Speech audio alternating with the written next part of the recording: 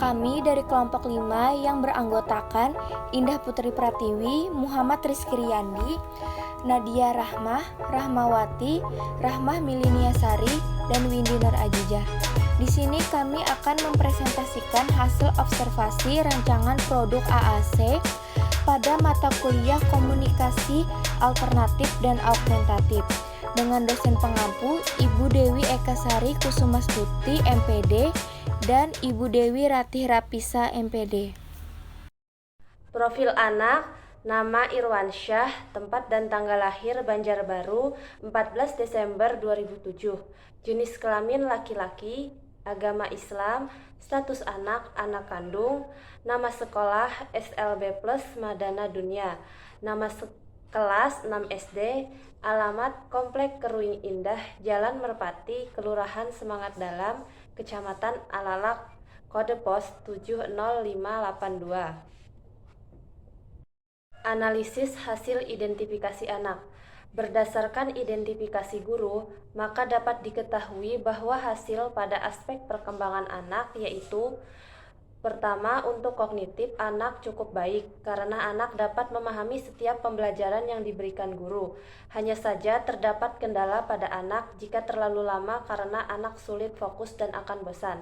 Kemudian untuk bahasa, anak sangat masih kurang, terutama pada bahasa verbalnya, karena anak hanya mampu mengeluarkan kata apa. Selain kata itu, anak bisa berteriak atau menangis. Kemudian untuk emosi, anak sudah cukup baik. Hanya saja emosi negatifnya akan muncul jika ia mendengar musik atau lagu karena ia tidak menyukai. Anak juga akan tantrum tertawa-tawa tidak jelas jika salah makan. Untuk sosial anak, di lingkungan keluarga maupun di lingkungan sekolah sudah baik. Anak mampu bersosialisasi meskipun tidak menggunakan bahasa verbal, tetapi anak menggunakan gesti atau gerak tubuh. Untuk motorik pada anak, baik itu motorik kasar maupun motorik halus, tidak ada masalah. Selanjutnya, analisis hasil asesmen kebutuhan komunikasi anak. Yang pertama, kondisi aktual anak, yaitu perkembangan bahasanya. Berdasarkan hasil asesmen untuk kondisi aktual dalam perkembangan bahasa anak, tidak sesuai dengan usia perkembangannya, sehingga perkembangan bahasanya seperti pada tahap usia 4-5 tahun. Karena dalam mengungkapkan bahasa anak masih belum mampu menyebutkan kata-kata dikenal, belum mampu mengutarakan pendapat kepada orang lain, dan menceritakan kembali cerita yang sudah didengar. Kondisi yang lain yang ditunjukkan oleh anak yaitu anak belum mampu mengucapkan kata sederhana seperti menyebutkan nama diri sendiri, menyebutkan kata ayah, ibu, dan saudara. Dan anak hanya mampu mengucapkan kata apa. Selain dari kata tersebut, anak belum mampu. Untuk perkembangan motorik, berdasarkan hasil asesmen, untuk kondisi aktual dalam perkembangan motorik anak sudah sesuai dengan usia perkembangan. Kondisi ini ditunjukkan oleh anak dari beberapa aspek seperti aspek motorik kasar dengan indikator berhubungan dengan kegiatan melempar dan memantulkan bola ke tembok, menendang bola, melompat, kegiatan lari, semuanya sudah baik. Kemudian pada aspek motorik halus dengan indikator yang berhubungan dengan kegiatan menulis, kegiatan menggunting. Yang C yaitu bina diri. Berdasarkan hasil asesmen untuk kondisi aktual dalam bina diri, anak sudah sesuai dengan perkembangannya. Dapat dilihat dalam komponen pada indikator berhubungan dengan kegiatan menolong diri sendiri, tentang kebersihan diri, merawat diri, dan mengurus diri sendiri dalam kehidupan sehari-hari sudah bagus. Kemudian pada komponen melakukan komunikasi atau bersosialisasi langsung maupun tidak langsung dengan orang lain yang berhubungan berinteraksi dengan lingkungan sekitar juga sudah baik. Selanjutnya, kondisi aktual pada lingkungannya.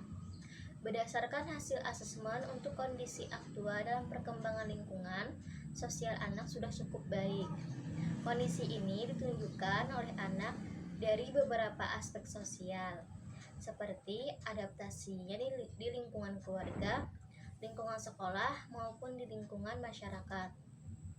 Namun, ada kendala dalam hal adaptasinya, karena anak memiliki hambatan pada verbalnya, sehingga susah untuk berkomunikasi dengan baik. Kondisi potensi anak, perkembangan bahasa. Berdasarkan perkembangan bahasa anak di usia perkembangan anak mempunyai potensi dalam memahami perkataan atau perintah verbal. Mampu mengikuti arahan, misalnya letakkan pensil di atas meja, dan anak mampu mengeluarkan keinginannya dengan menunjuk atau menggunakan isyarat, dan anak mampu memahami pembicaraan teman-temannya. Dan jika ada yang tidak disukai anak atau merasa terganggu, anak mampu berteriak atau menjerit. Perkembangan motorik.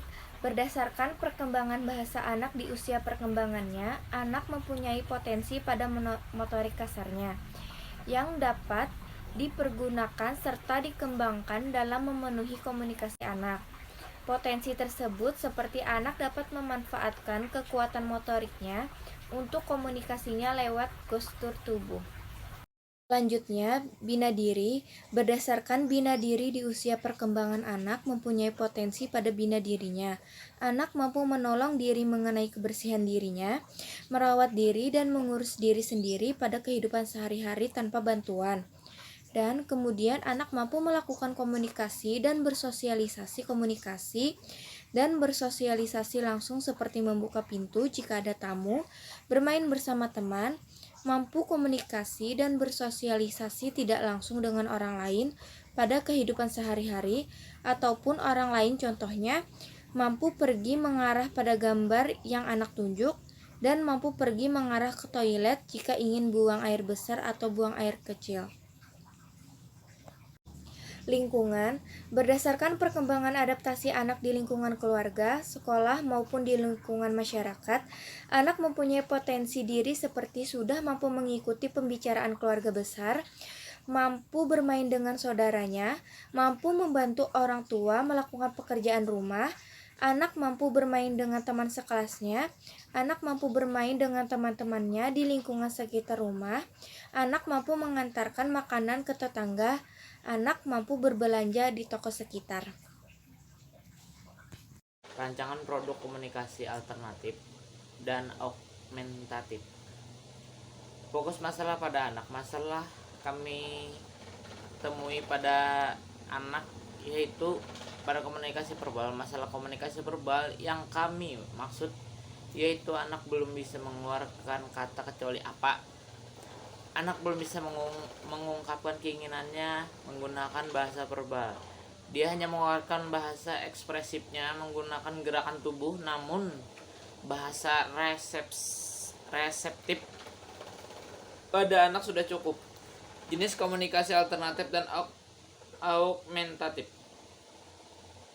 Berdasarkan fokus komunikasi di atas, rancangan produk komunikasinya berupa komunikasi yang membutuhkan bantuan handphone serta jenis produk komunikasi dengan kategori high-tech yang berupa aplikasi yang dapat digunakan anak untuk mengekspresikan apa yang diinginkan anak. Komunikasi verbal. Nama komunikasi alternatif augmentatif. Adapun nama media alternatif dengan augmentatif kami buat yaitu AC Mobile. Rancangan program. Tujuan pelaksanaan. Adapun tujuan pembuatan AC ini agar mereka memiliki hambatan dalam berkomunikasi dapat menyuarakan keinginan mereka tanpa harus berbicara baik dengan oral maupun verbal. Jadi hanya dengan sekali klik aplikasi AC Mobile, mereka sudah dapat mengutarakan isi hati mereka. Langkah-langkah pertama-tama harus dilakukan adalah melakukan observasi untuk mengetahui hambatan, potensi, dan kebutuhan anak agar teknologi yang kami buat untuk membuat komunikasi anak berkebutuhan khusus ini tepat dan guna. Kedua, pengumpulan data. Ketiga, merancang desain dan tampilan aplikasi. Keempat, uji coba aplikasi. 5. Sosialisasi tentang penggunaan aplikasi kepada ABK. Di sini saya akan menjelaskan sedikit mengenai visualisasi komunikasi alternatif dan augmentatif kelompok 5. Aplikasi ini kami adaptasi dari aplikasi serupa yang bernama Lelo. Adapun aplikasi kami akan kami beri nama AAC Mobile, yang mana di dalam aplikasi ini yang membedakan dengan aplikasi Lelo yaitu kami memasukkan profil diri yang berisi nama lengkap anak, nama panggilan, tempat tanggal lahir, jenis kelamin, agama, nama sekolah, nama orang tua, dan juga alamat tempat tinggal anak.